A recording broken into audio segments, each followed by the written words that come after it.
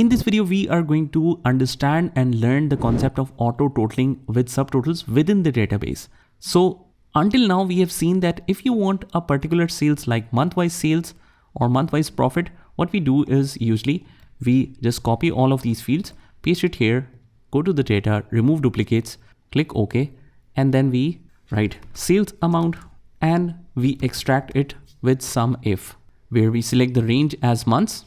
We select criteria as this one or the whole column, and we select the sum range, whatever we want the total of, and we hit enter to apply it. But that is the sum outside the range. And also, if you want to find out for every single criteria, it will be a difficult job for you, and we won't be able to create a summary within the data as well. So I am going to introduce you a subtotal. That is a very important concept. First of all, we will apply the filters, because as we can see, the month is repeated or it's in haphazard form. It's not arranged. So what we'll do is just go to the home tab and go to sort and filter on our right and apply the filters.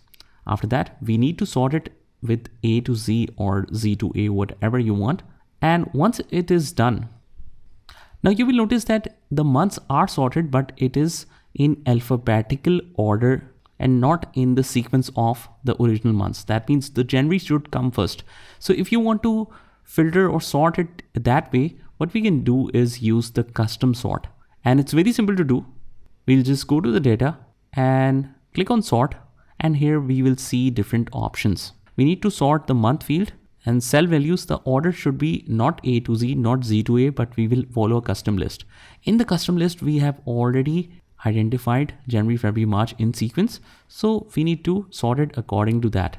Click OK. And now you will get it sorted in the right sequence. And that's the only requirement in the subtotal.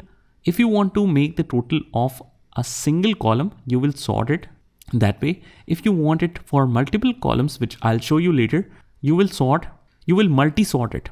But let's apply it for this one. After it's done, what we need to do is just go to the data and apply a subtotal on our right. The data menu and the subtotal. Here, it will ask you some questions. At each change in month, that means I am telling that when the month changes in the data field, what should you do? You can calculate the sum. Sum of what? If you want multiple sums like number of units sold, customer reach, sales amount, and profit, all of them together, you can do it. So whenever the month will change, at the bottom, it will create a new field of January total, and it will calculate all the sum for you within the database. Replace the current subtotals, summary below the data, all OK. Let's click OK again. And we have the totals for each month, just like that. We didn't apply any formula and we should be able to see the total. So when January ends, January total is here and it has made the total for all of these fields. Same goes for February total and March total, and we have the grand total as well.